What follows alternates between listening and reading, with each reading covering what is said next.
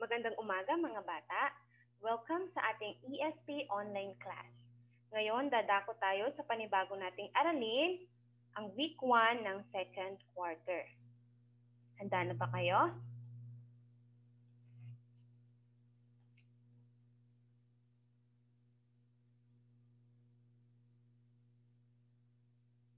Ayan. Ang layunin ng ating aralin ay nakapagsisimula ng pamumuno para makapagbigay ng kayang tulong para sa nangangailangan. Biktima ng kalamidad, pagbibigay ng babala o impormasyon kung may bagyo, baha, sunog, lindol at iba pa. Ayan, maglalaro tayo ngayon. So isaayos ang mga letra upang makabuo ng salita o mga salita na naaangkop sa larawan sa bawat bilang. Tingnan yung unang larawan, ano kaya yan? Tama, yan ay lindol. Pangalawa.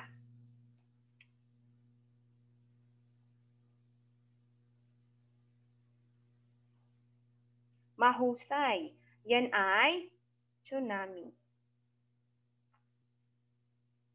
Pangatlo, yan ay bagyo. At ang pang-apat, ano kaya ang pang-apat? Tama, yan ay baha. Pang-lima, tignan mabuti ang larawan. Tama, yan ay landslide o pagguho ng lupa. Pang-anim, ito ang ating nararanasan ngayon. Yan ay mahusay, yan ay pandemya. At ang huli ay, ano kaya yan? Tama, yan ay sunog. So, ang mga larawan na aking ipinakita ay mga iba't ibang uri ng kalamidad. Ulitin natin, ang lindol, tsunami, bagyo, baha, landslide, pandemya, at sunog. Dito naman, ang gagawin nyo ay tutukuyin nyo ang sakuna o problemang inilalarawan sa bawat pahayag. Babasahin ko isa-isa. Ang una, ito ay di pangkaraniwang paglaki ng alon sa dalampasigan na dulot ng malakas na lindol sa ilalim o baybay dagat.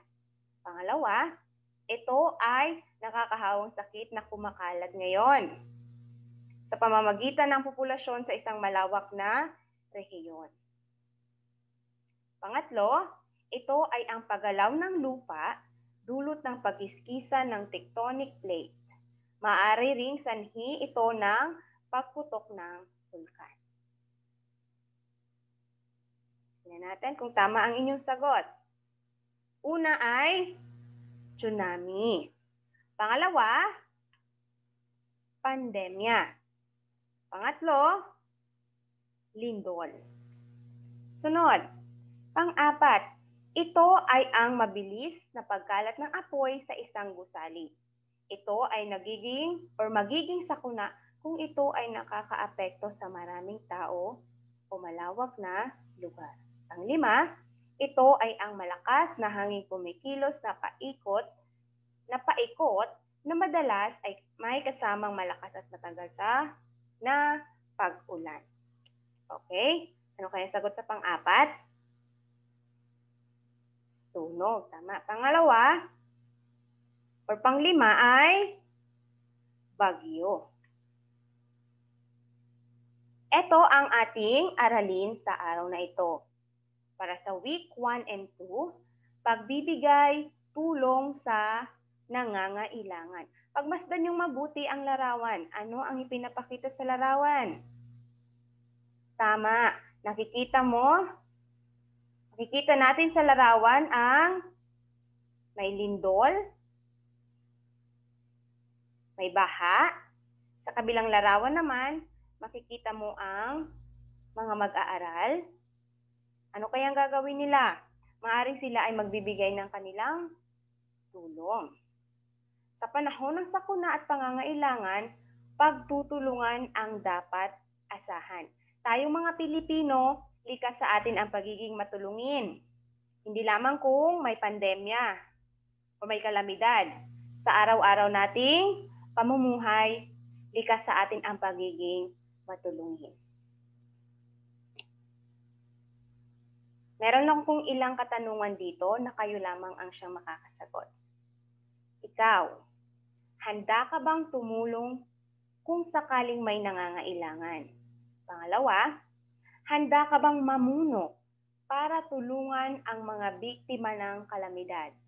Pangatlo, sa papaanong paraan ka makakatulong?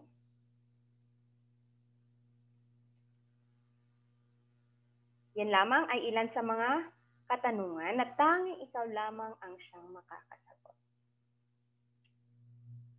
Marahil ay may kakayahan nga kayong tumulong sa mga nangangailangan sa panahon ng sakuna. Kaya, kailangan din alam nyo yung mga impormasyon tungkol sa mga sakunang ito. At ano ba ang mga dapat nating gawin? Ngayon, pag-aaralan natin ang mga hakbang sa paghahanda para sa kalamidad. Unahin natin ang lindol. Ano bang mga paraan sa paghahanda kung mayroong lindol? Una, ugaliing dumalo sa programa ng paaralan tulad ng earthquake drill. Sa ating paaralan, madalas itong ginagawa. So what to do during an earthquake? Ayan sa larawan, pinapakita ang drop, cover, and hold.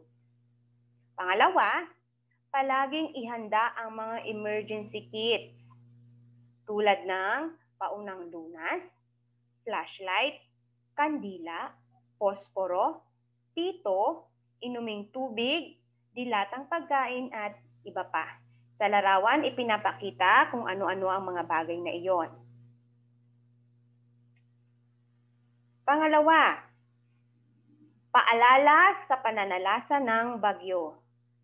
Dito sa Pilipinas, madalas tayong nakakaranas ng bagyo, no?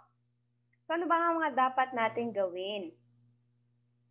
Una, ugaliin ang pakikinig ng balita sa radyo o pwede tayong manood sa telebisyon para sa mga balita mula sa Pag-asa.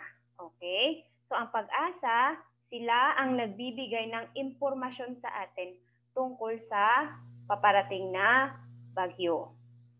Sa pagdating naman ng bagyo, ano mga dapat natin gawin?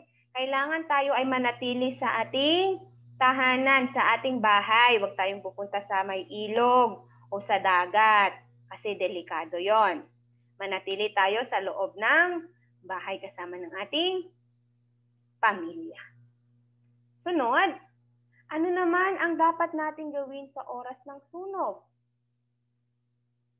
Halimbawa, merong sunog, habang maliit pa ang apoy, subukan mo itong apulahin.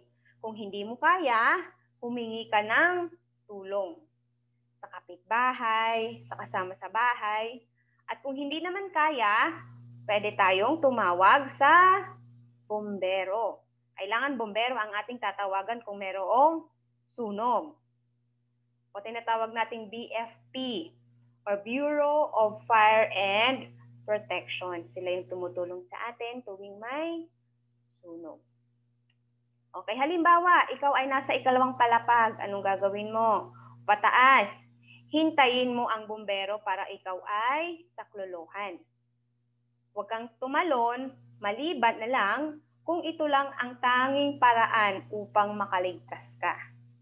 Naunawaan. Ang susunod naman natin ay pandemya. Ano ba yung mga dapat natin gawin? Kapag mayroong pandemya, ngayon nga nararanasan natin, ano bang dapat natin gawin? Kasi ito ay sobrang mapanganib o lubhang mapanganib sapagkat ang sakit na ito ay nakakahawa. Makukuha mo ito sa ibang tao, sa mga lugar o bagay na hinawakan ng taong may sakit. So, kailangan lagi tayong nasa loob lamang ng ating tahanan. So, iwasan nating magpunta sa mga matataong lugar para hindi tayo mahawa. Ano pang gagawin natin? Ugaliin natin ang paghuhugas ng kamay. Kailangan may sabon. Magsusuot tayo lagi ng face mask at face shield kung tayo ay lalabas. At panatilihin ang 1 metrong layo mula sa ibang tao. Ayan, sa larawan no, na pinapakita, mayroon siyang suot na face shield at face mask at mayroong 1 metrong distansya. O yung tinatawag nating social distancing. Ano pang dapat nating gawin? Panatilihin nating malakas ang ating resistensya at kumain ng masustansyang pagkain, kagaya ng mga prutas, mga gulay. Kapag malakas tayo, malakas yung resistensya natin, hindi tayo basta-basta mahahawaan ng anumang uri ng sakit. Sabi nga ni Kuya Kim, ang buhay ay weather lang. Hindi natin alam kung anong suliranin ba ang ating kahaharapin kinabukasan. Maring mamaya, bukas. Kaya dapat laging handa. Laging I am ready. Grade 5, ready na ba kayo? Dapat lagi tayong ready, laging handa. Naway naunawaan nyo ang ating aralin. Ngayon, ito ang inyong sasagutan. Ibigay ang mga kasagutan sa mga pinapahiwatig sa ibaba. Okay? So, hanapin ang inyong mga sagot sa crossword, puzzle, at bilugan gamit ang asul o pulang ballpen. Kopyahin ito at sagutan sa iyong sagutang papel. Nandyan yung mga pahiwatig sa kabila. Tignan nyo na lang, basahin.